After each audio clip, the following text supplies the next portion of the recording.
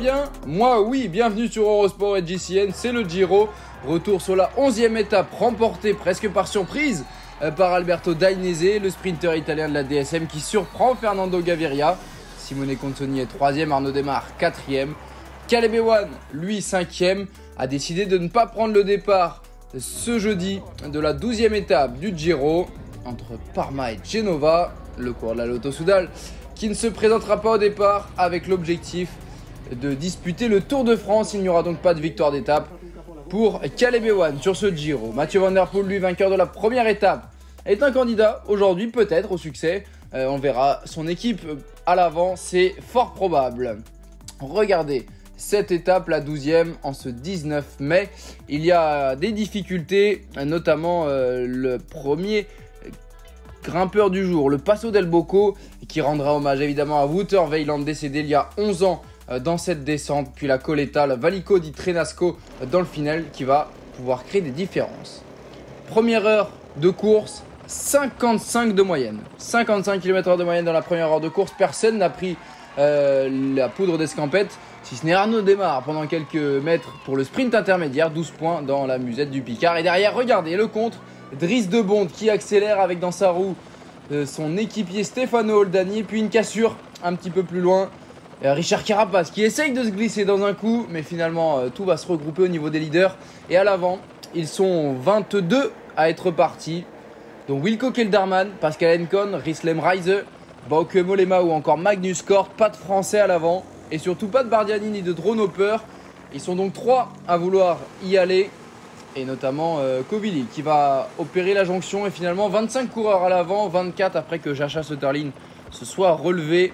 24 coureurs, alors qu'ici Mauro Vegni, l'organisateur du Giro, qui rend hommage à Wouter Weiland, décédé dans cette descente il y a 11 ans. L'hommage du peloton et ce dossard 108 retiré à jamais.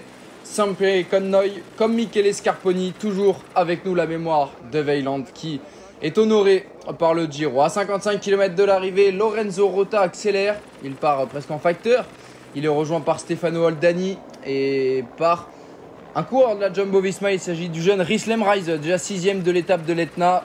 Et un petit peu en retard à Davide Ballerini qui essaye d'y aller. Oscar Riesebeck, surprenant car il a un homme à l'avant, mais ça bouge avec Santiago Buitrago. On arrive dans la dernière difficulté du jour. 3 hommes en tête, près d'une minute d'avance sur le groupe Buitrago. On retrouve Kelderman et Mollema, mais également Lucas Hamilton, le coureur de la Bike Exchange, libéré du poids des équipiers de Simon Yates. Et au sommet, il y a 45 secondes d'avance. 46 de moyenne aujourd'hui, une très belle étape, très rapide. Ils ont plus d'une demi-heure d'avance sur l'horaire rapide. Et regardez dans le dernier kilomètre, Rislem Reise qui a tenté de partir en solitaire, mais il n'a pas pu surprendre ses compagnons d'échappée. Il lance le sprint de loin de nouveau. Rislem Reise, Stefano Oldani, Lorenzo Rota, 2 Italiens, un Néerlandais. Et visiblement le Néerlandais ne va pas gagner. Ce sera entre l'Italien Oldani et Rota. Oldani et Rota. Oh, Stefano Oldani qui ne garde pas tout à fait sa ligne, mais qui va résister au retour de Lorenzo Rota. La victoire pour Stefano Oldani d'Alpecin Phoenix, qui devance Rota Lemreise. La 4e place, elle sera pour Mollema devant Buitrago, Kelderman et Hamilton. Mais quelle étape avec le succès de Stefano Oldani. De peu devant Rota. Et 2 équipes, Alpecin Phoenix et Intermarché, qui sont habitués au duel. Il y a eu Girmay Van Der Poel une première fois, une deuxième fois. Et ici, une nouvelle fois, les 2 équipes qui se disputent la victoire. Un petit peu plus loin, Van Dramé prend la 8e place devant Taramae et Encorn, le peloton des favoris, qui coupe la ligne avec 9 minutes de retard. Mathieu Van Der Poel qui était échappé et lui terminé 20e à 7 minutes 45 au classement général. Pas de changement dans les 10 premiers. Juan Pedro Lopez est toujours leader. En revanche, Kelderman prend 10 places. Il est désormais 13e à 2 minutes 51. 10 places également pour Hamilton qui est 16e et pour Mollema qui est 18e du classement général. La 13e étape entre San Remo et Cuneo, seulement 150 km à parcourir. Il y aura une première difficulté, la seule du jour, le Colle di Neva, 10 km à près de 7% de moyenne. Regardez, ça monte fort. Et puis ensuite, on est sur un plateau plutôt descendant avec un final du côté de Cuneo. Est-ce que les sprinteurs vont pouvoir passer? On a beaucoup de retours du côté de Gaviria qui passe assez bien les bosses, qui a montré une belle forme. Il n'y a plus Elohan.